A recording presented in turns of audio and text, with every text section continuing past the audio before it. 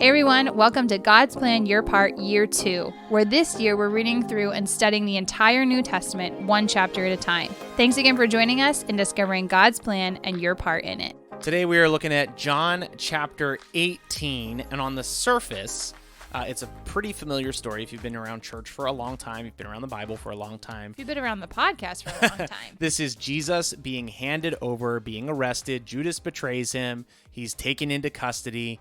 What's interesting, Jenny and I always kind of like back and forth try to talk about what we want to talk about. And something that's really rising to the top with us as we record this is Jesus is hauled before every worldly authority that would have been in that region at that time. Anybody who was anything had a say in what was going to happen to Jesus. And it's really interesting to read this chapter through that lens. I know to me, just because we've been reading through the Gospels, like we kind of get to this part of the story and I'm like, oh man, what are we going to talk about? I feel like we've talked about this several times already. But as soon as we noticed that, it was like, whoa, that's really interesting. Yeah, so I think in this chapter specifically, we're hearing a little bit more about who those high priests are that he has to face and basically be questioned by. But what is really, I don't know, it really hits home for me is that yesterday when we were reading chapter 17, we read this entire prayer as Jesus being like the high priest on behalf of the people of the world and their sin, offering himself as a sacrifice. Like Jesus isn't just the priest, he's also the sacrifice. Like he's all the pieces for all of humanity. And now he actually has to go and face the high priests who were chosen by God, who is Jesus himself, and be questioned by them about the things that he is teaching the people about God. Okay, there's a little bit of a hitch in that. So this is the first interesting, this is like Bible nerd extra credit. There's a little bit of politics that you can see in this passage if you look for it. So they take Jesus to Annas first, and then they take him to Caiaphas. You might wonder why they did that. What's interesting is the Jews at the time, actually like throughout all time, believed that the high priest was appointed for life. But the Jews were under occupation of the Romans, and the Romans did not want anybody that was not Roman to hold too much power for too long. And so Annas would have been the prior high priest, who would be like the established line of the high priest. So they actually take Jesus to him first, even though he's not the acting high priest. Right. Then Annas hands him over to Caiaphas so that Caiaphas can see him and pass judgment on him. So even within this little narrative about all the worldly authorities, you can even see how much worldly authorities fight with each other for power and influence, which is not just an ancient problem. Obviously, we still see this today. Another interesting thing, I love pointing out when I can, places where history actually proves that this is real. The bones of Caiaphas, like this high priest in this story, his bones are in a box. It's called an ossuary. And the archaeologists have actually discovered the ossuary, the bone box of Caiaphas the high priest. There's an inscription on the side of the box that says that it is Caiaphas the high priest from this time. So there is actual archaeological evidence that he was the high priest in this area at this time. He's the actual guy that passed judgment on Jesus. Very interesting. And apparently when we were in Israel, we saw this thing and I completely have no idea or memory of it. I thought it was amazing, and Jenny forgets that we were probably even there. I don't know. Ryan had to actually do coursework while we were there. I just was along for the ride, so there's that. But anyway, back to John 18. So we're talking about these high priests that he has to face and is questioned by. So when he actually is in front of Caiaphas, what's so interesting is they're asking him questions about like, why are you doing this? Like essentially like, why are you trying to like devise this secret plan against us? And Jesus responds to them and he says, I have spoken openly to the world. I've always taught in the synagogues and in the temples where all the Jews come together. I've said nothing in secret. Why do you ask this of me? And I think that's actually something that I even picked up as we read through this specific book is that Jesus did a lot of his teaching very openly and very publicly, which I had not really totally seen before, but so much so that he was in the temples. He was in these places often. And then when he is responded to, this is what was just like, oh my goodness. So when the people around him heard these things as he's talking to Caiaphas, one of the officers in verse 22, standing by, strikes Jesus with his hand, saying, "How dare you?" or "How is it that you answer the high priest like this?" And it's just like, oh my word. Like that, I said earlier to Ryan, like, this poor fool, like, he has no idea that he is literally like slapping the face of God and saying, "How dare you talk to the high priest like this?" Not even knowing who Jesus is as our real high priest. And what I think also made me start thinking too was in Philippians chapter 2, in verse 6, we hear this like probably very well-known verse, but it definitely came to mind as we were reading this. Though he was in the form of God, talking about Jesus, he did not count equality with God something to be grasped, but he emptied himself, taking the form of a servant, being born in the likeness of men, and eventually humbling himself to death on the cross. And I think if just knowing my own humanity, like being in that moment and like knowing exactly who I am, and someone slapping me in the face saying, "How dare you talk to this person who is like better than who you are," like knowing that like he is God. I don't know, the actual like grace that Jesus has for these people, and the fact that he doesn't just like explode on them in his completely able ability, whatever, to, I don't know, kill him on the spot. It just like, oh my word, that's crazy. Think about the actual details here. This is really interesting. This is the God of the universe who holds all authority throughout all time, being slapped in the face by the servant, a guard, yes. A guard of the high priest who is temporarily appointed by the Roman governor, who is temporarily appointed by the Roman emperor. All these people who have very little authority, like many people who were placed there because it was a horrible place and no one wanted to be there, slapping the God of the universe in the face. And the God of the universe being slapped is like, "Why did you strike me?" That's his only response, because he's like, well, if I'm wrong, then like tell me what I'm wrong about. But if I'm not, why did you do that? And so I think that just like, it is such an example to us of God's grace for us. Yes. And the fact that he was so humble that like his idea of, I don't need to be known as like only God around. Like, I'm humbling myself to even become a man like you. And I'm not going to hold that over you or like just come in and just zap you out of the way. Like, I don't know, that whole situation to me, it just like, it makes my skin just crawl, and I can't imagine what that would have been like to experience. But for Jesus, it doesn't rip him to shreds like it would us. What an incredible God that we serve, and what an incredible God that we have in Christ, that he was willingly so humble. And you see that in little instances when you pay attention to the story.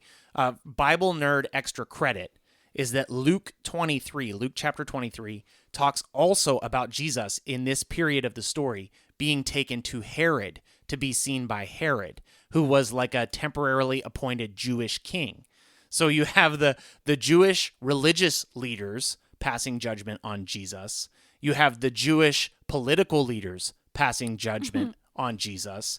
And now Jesus will be handed over to the Roman authorities to pass judgment on Jesus. It's like nobody wants to get their hands dirty, but they all have like terrible, sinful desires and thoughts about what they want to happen to him. Because they're all very concerned about their power. And what's funny is when you actually understand the politics and the power of the region in that time, it's so temporary, it's so fleeting, and it's so meaningless. But they're all clawing and clinging to it, every ounce that they can get. That's so similar to our time. Mm-hmm. Like, so many rulers and leaders in our time think they are really something because they have power and they have influence. I know you've done a sermon before in the past where you have talked about, like, how many of you have ever met a Roman citizen or of that nature, where it was like what seemed so important to them to hold and grasp while they're slapping the face of God in human form. Like, how much of that even matters now? Have you ever met or heard of a Jewish king in our time? Nope, they're all gone. Yeah. Have you ever met a Jewish high priest serving in the temple in our time? No, they're gone and the temple's gone.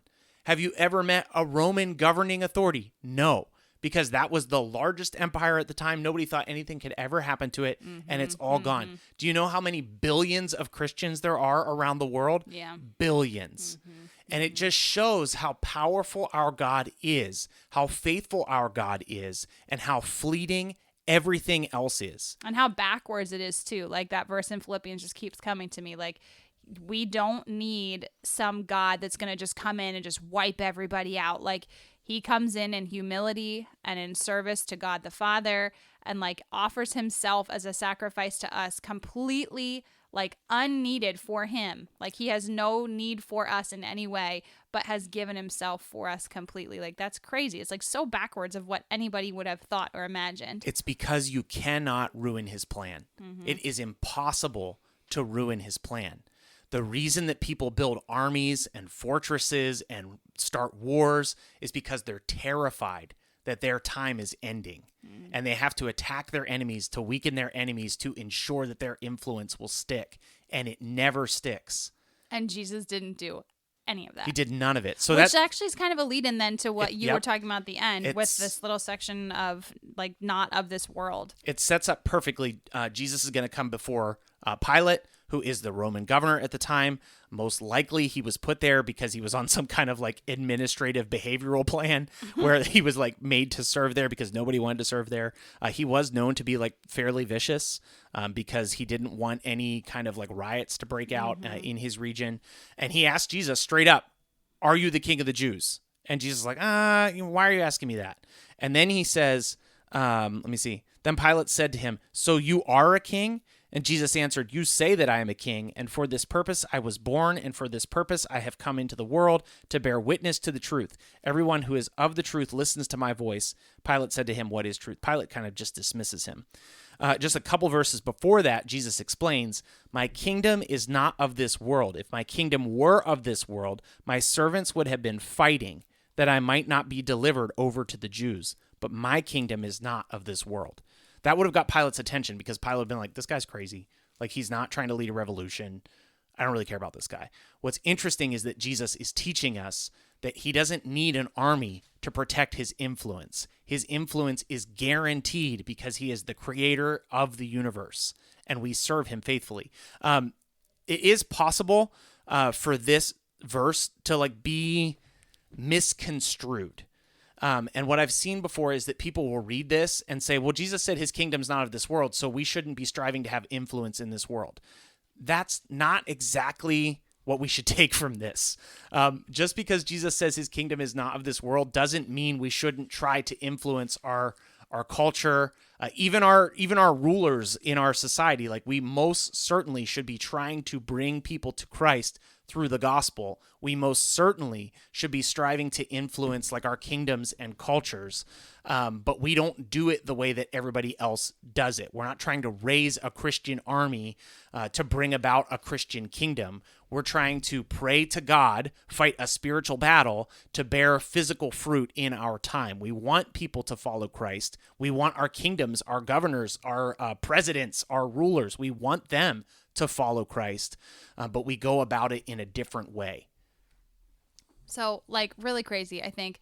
Again, turning everything on its head. I was just looking while Ryan was talking a little bit about this kingdom, how it will never end. There's a reference to Daniel, chapter 2:44. Yep. And it's really interesting. It says, "And in the days of those kings, the God of heaven will set up a kingdom that shall never be destroyed, nor shall the kingdom be left to another people. It shall break into pieces all these kingdoms and bring them to an end, and it shall stand forever." So I just think like this has been prophesied about well before this moment in time where Jesus is basically having to like explain himself, but also like, I don't know. It's really cool that this kingdom that Jesus is like representing, it's not a physical kingdom, it's a spiritual kingdom, and it's definitely worth being a part of, even though it's not what you would completely expect. I love that you're highlighting Daniel, because Daniel like lived in a pagan nation.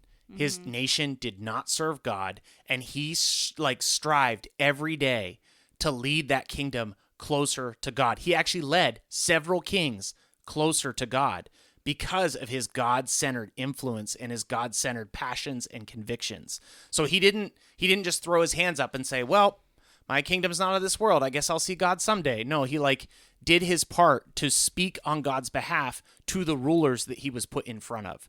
And that's the task for us today, to influence the kingdoms that we're a part of to honor God. I guess that's a pretty simple your part for the day. I get kind of wound up about it because I am passionate about it. We want to establish influence. We want to bring people closer to Christ. We want to bring our communities, our nations closer to Christ. And so we don't read these passages and just throw up our hands and think we're some mystical thing that'll just happen eventually. Like, we have a part in this, and we want to serve that part faithfully. So I really enjoyed going through John chapter 18. There's a lot here, but one of the coolest things about it is Jesus is the only ruler in this chapter whose kingdom will never end. So remember that today throughout your day. We'll be back again tomorrow with John chapter 19. We'll see you then. Thanks for joining today's episode of God's Plan, Your Part. As always, please consider partnering with us, as we are a listener-supported podcast that we hope to continue to grow with support from listeners just like you. We've made it super easy to partner with us, and you can support us by following the link in our show notes or our description. You can support us with as little as $3 a month. Every little bit of this helps so much, and we're so thankful for your support. With that in mind, here's today's reading. John chapter 18. When Jesus had spoken these words, he went out with his disciples across the brook of Kidron, where there was a garden, which he and his disciples entered. Now Judas, who betrayed him, also knew the place, for Jesus often met there with his disciples. So Judas, having procured a band of soldiers and some officers from the chief priests and the Pharisees, went there with lanterns and torches and weapons. Then Jesus, knowing all that would happen to him, came forward and said to them, "Whom do you seek?" They answered him, "Jesus of Nazareth." Jesus said to them, "I am he." Judas, who betrayed him, was standing with them. When Jesus said to them, "I am he," they drew back and fell to the ground. So he asked them again, "Whom do you seek?" And they said, "Jesus of Nazareth." Jesus answered, "I told you that I am he. So if you seek me, let these men go." This was to fulfill the word that he had spoken, "Of those whom you gave me, I have lost not one." Then Simon Peter, having a sword, drew it and struck the high priest's servant and cut off his right ear. The servant's name was Malchus. So Jesus said to Peter, "Put your sword into its sheath. Shall I not drink the cup that the Father has given me?" So the band of soldiers and their captain and the officers of the Jews arrested Jesus and bound him. First they led him to Annas, for he was the father-in-law of Caiaphas, who was the high priest that year. It was Caiaphas who had advised the Jews that it would be expedient that one man should die for the people. Simon Peter followed Jesus, and so did another disciple. Since that disciple was known to the high priest, he entered with Jesus into the courtyard of the high priest. But Peter stood outside at the door. So the other disciple, who was known to the high priest, went out and spoke to the servant girl who kept watch at the door, and brought Peter in. The servant girl at the door said to Peter, "You are not one of this man's disciples, are you?" He said, "I am not." Now the servants and officers had made a charcoal fire because it was cold, and they were standing and warming themselves. Peter also was with them, standing and warming himself. The high priest then questioned Jesus about his disciples and his teaching. Jesus answered him, "I have spoken openly to the world. I have always taught in the synagogues and in the temple, where all Jews come together. I have said nothing in secret. Why do you ask me? Ask those who have heard me and what I have said to them. They know what I've said." When he had said these things, one of the officers standing by struck Jesus with his hand, saying, "Is that how you answer the high priest?"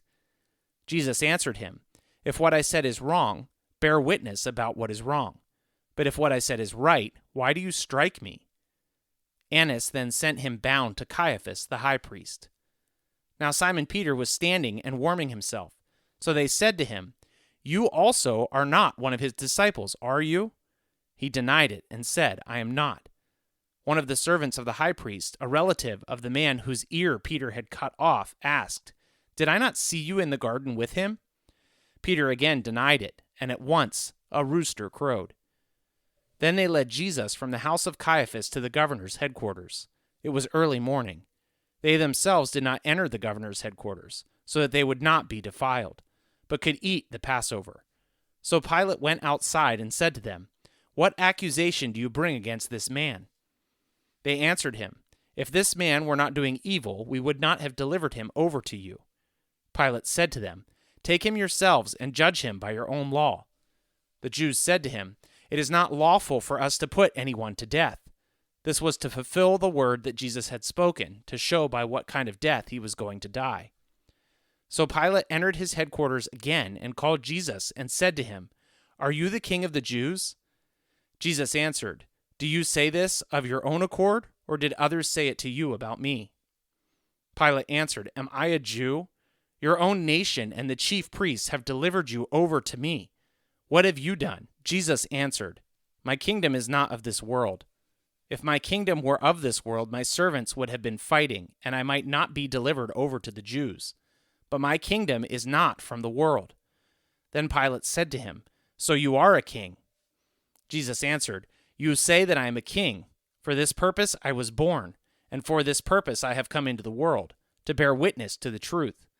Everyone who is of the truth listens to my voice." Pilate said to him, "What is truth?" After he had said this, he went back outside to the Jews and told them, "I find no guilt in him. But you have a custom that I should release one man for you at the Passover. So do you want me to release to you the king of the Jews?" They cried out again, "Not this man, but Barabbas." Now Barabbas was a robber. Thank you so much for listening to today's episode of God's Plan, Your Part. Don't forget, you can find us on just about every social media platform and YouTube. Let us know what you thought of today's episode, and if you have any questions, go ahead and post them there. You can also reach out to us directly at godsplanyourpart@gmail.com. As always, if you don't have a Bible, or if you'd like to use the one that we use, reach out to us via email and we'll be happy to send one to you. Thanks again for listening. We'll see you again tomorrow.